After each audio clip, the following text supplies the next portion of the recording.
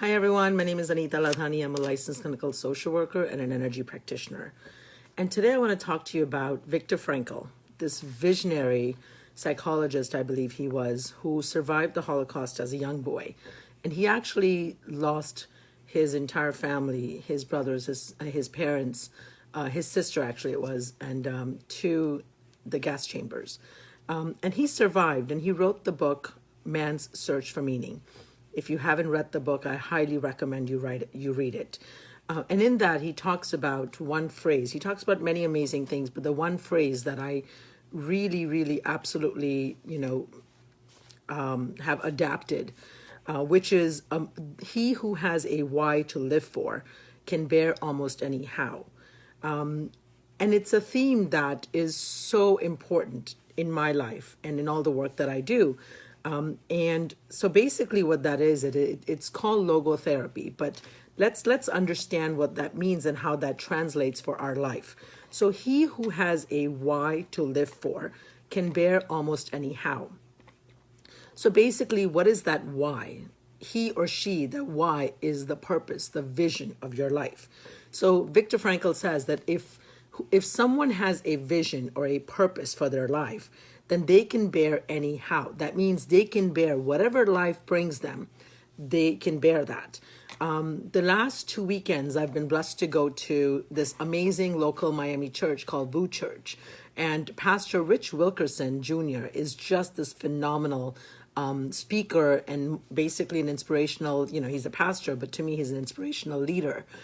He's also the author of Friends of Sinners. Haven't read that book. It's sitting on my shelf, and hopefully tonight I'll start it. But the last 2 weekends has been a really, amazing sort of, message. And it's been very congruent with this phrase, this quote. And it's all about having a vision and living life with a vision. And so basically, a lot of what I'm going to talk about in the next few minutes is going to be taken from Pastor Rich Wilkerson Jr.'s sermon, I guess, for lack of a better word, and also my life experience, and of course, the amazing Viktor Frankl. So,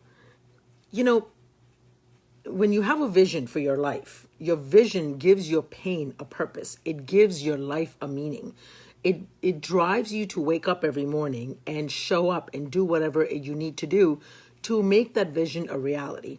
But the vision doesn't, if it's worth anything, it's not something you're going to magically just, it's going to happen overnight. A vision is something that takes time, takes consistent effort, and it takes time and consistent effort.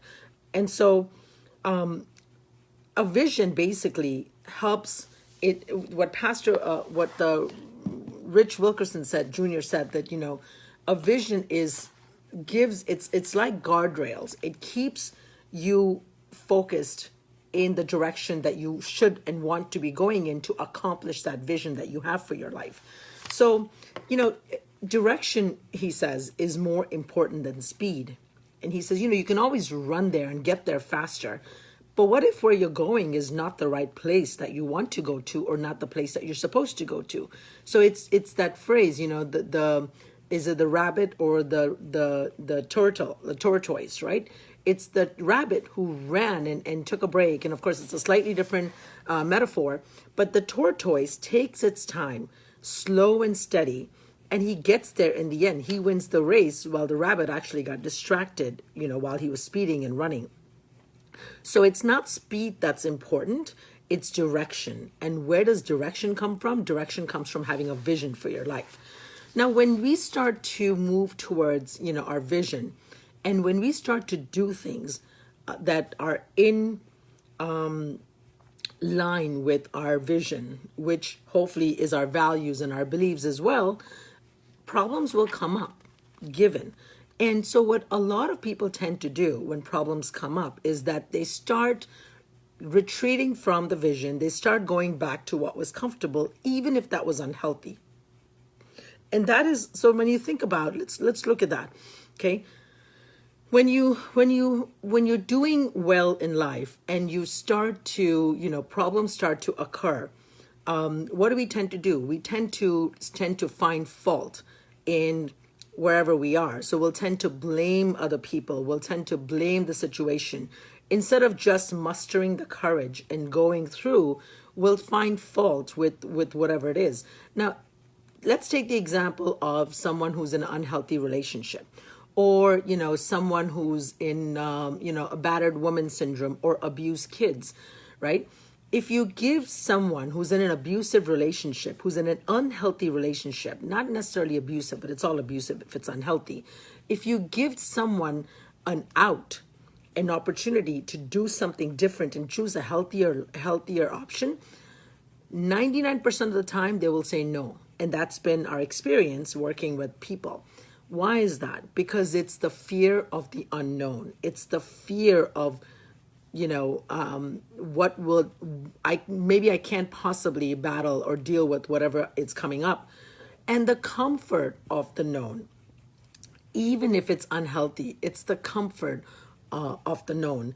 And so it's the fear of the unknown. And so it's always easier to blame when we have, when we're asked to rise to our calling, when we're asked to rise to, meet our vision. It's always easier to find someone else to blame instead of taking responsibility that maybe we had something to do, maybe we had a part to play in that unhealthy relationship simply by allowing it. Maybe that was our responsibility. Maybe that was our responsibility and our part in that. So we tend to, so Pastor Rich Wilkerson said that when it's time to step into the future, we tend to glorify our past because we get comfortable in it, right? And something beautiful he said was, we all want freedom, but freedom isn't free. Think about that for a minute. And when he said that, I was just blown away because it's true. Our freedom that we take for granted in the United States has been paid for, and it's continued to paid for by the blood, the sweat, the sacrifices, the time, the effort, the energy of these hundreds of thousands of soldiers, if not millions of soldiers, and our men and women. And not just the men and women that serve on the forefront, but everyone that sacrifices, staying back, who supports these men and women. So freedom isn't free. There's always a cost to it. We just take it for granted, which really we shouldn't.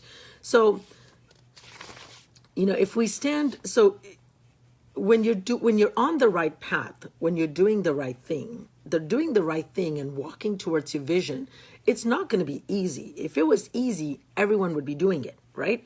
So you will be attacked. You will have stress. Things will go wrong. Your life will fall apart. But that, to me, is a blessing. All of those are blessings and opportunities to learn from, because it's in that moment when things go wrong. It's in that moment when, life is kicking our butts. It's in the moment where we fail. We have an opportunity to rise to the occasion. We have an opportunity to make a choice. We have an opportunity to learn whatever the lesson is that we're not learning.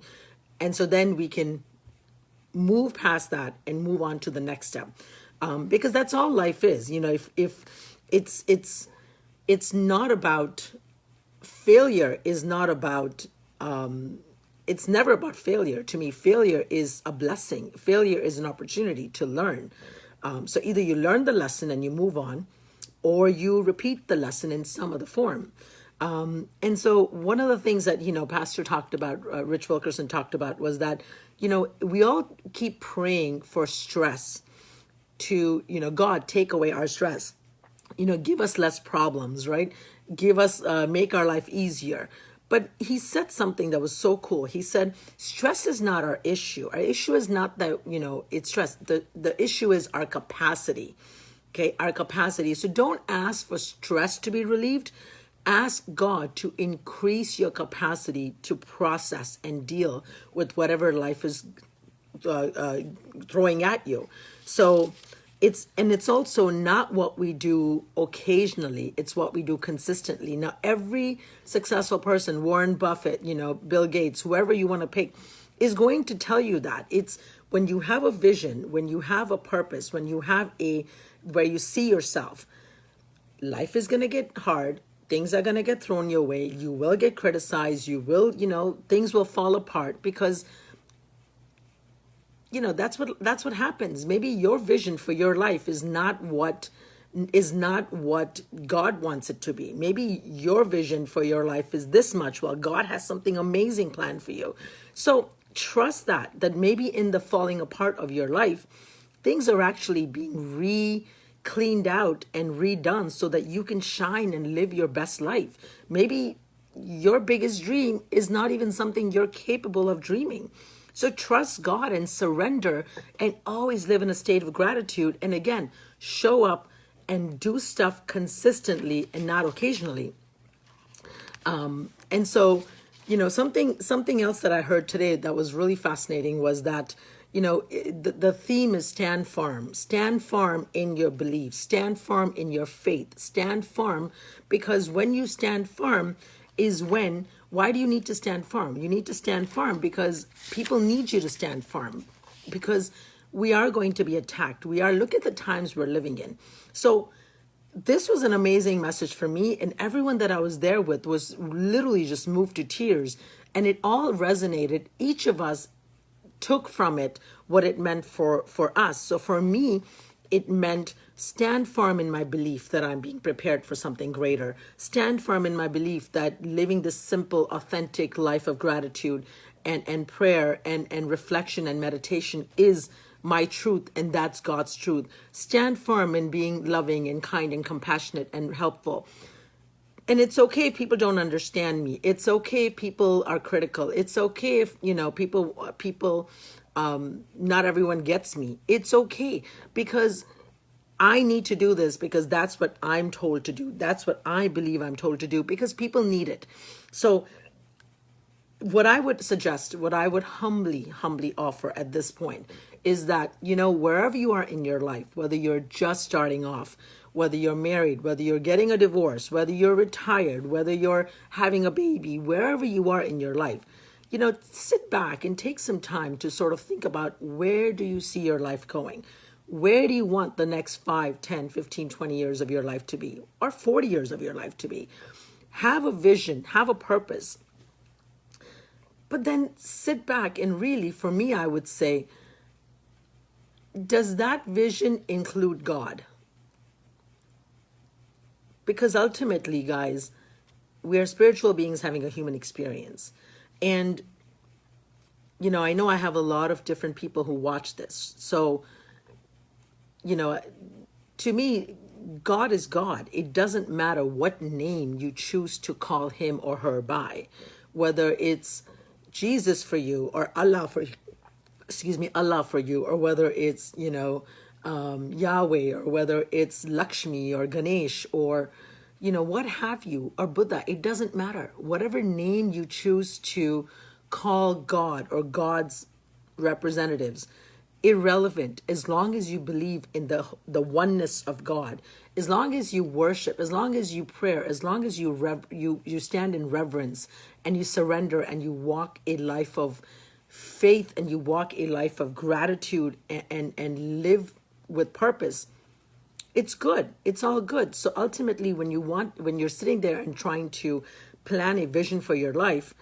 the next however many years, include God in the plans is what I'm suggesting. Make sure you have God in the plans, because ultimately that's all life is about. It's about realizing, appreciating the beauty of God and helping and serving God. And how do you help and serve God? You could do that by going and cleaning the church, or doing seva in the mandir or in Jamaat Khana or whatever. Or you could serve God's creation, which is other mankind. So to me, being of service starts with your attitude. Your simple attitude every day is how one chooses to be of service. I could have a grouchy, nasty attitude, or I could have an attitude of love and blessing and service, no matter how I move in the world. But ultimately, I have to be clear on what am I doing, why am I doing it, and stand and be consistent and take consistent daily action.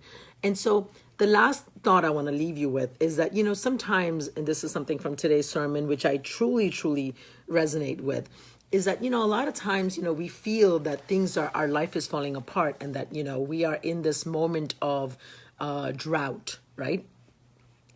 But I truly believe that it's all the toughness, that's not what I mean, all the difficult challenges, the drought of your life is actually preparing you for the feast that is going to come, okay? And the feast is about, to me, the feast is about peace of mind, joy, contentment, health, family, love, happiness, because that stuff you cannot buy. You can be the richest person on the planet, excuse me, but if you don't have your health, you can't buy it. Hello, Bill Gates, not Bill Gates. Who's the Apple guy? I'm completely drawing a blank here, but you get it. Steve Jobs, right? Richest billionaire on the planet couldn't buy a single minute extra. You've got people, I know people that are very well to do, but unfortunately don't have access to their kids, and therefore are very lonely. I have people that have all the money in the world and yet are so depressed and so plagued with anxiety, and they can't seem to enjoy what they have. I know people who have all the money in their world, all the comfort in the world, but yet are so lonely and cannot find joy in the fact that they're single.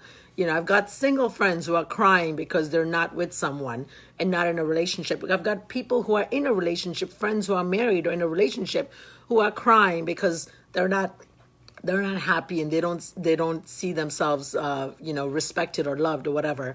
And so my point is, no matter where you are in life, you will always find reasons to complain or to give thanks. Your choice. I suggest gratitude. All right. Anyway, enough for today. Love and light. Take care, and God bless. Bye-bye.